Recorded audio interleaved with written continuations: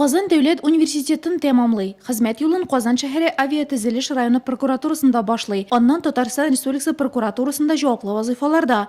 Законга тугрылык өчен 3нче дәрәҗә күгрәк билгесе иясе. Республика прокуроры Илдус Нәфыйков яңа билгеләнгән җитәкчегә эш портфеле тапшыру белән бергә Нурлат халкы өчен тырышып эшләргә дигән теләктә җиткерде.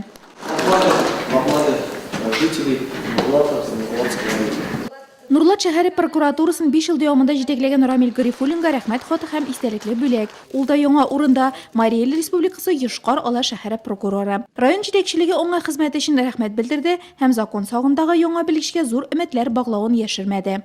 Сотрудник прокуратуры опытный, Рафаэльевич, он сразу в режим работы войдет, я думаю, никаких проблем не будет. Илдус Саидович возрастил команду очень сильных, очень крепких профессионалов. И я неимоверно благодарен ему за то, что из всех он остановил свой выбор именно на мне. Это большая честь и это большая ответственность.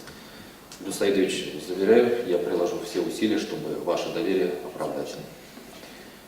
И очень благодарен, хочу сказать большое человеческое спасибо Рамилу Тагировичу за прекрасное наследие, которое он оставляет как своему преемнику.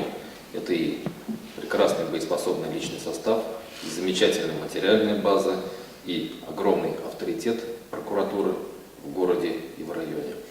Сейер Зыяддинов бу көнне шулай ук Нурлат шәһәре прокуратурасында булып, биредәге белгечләр белән танышты.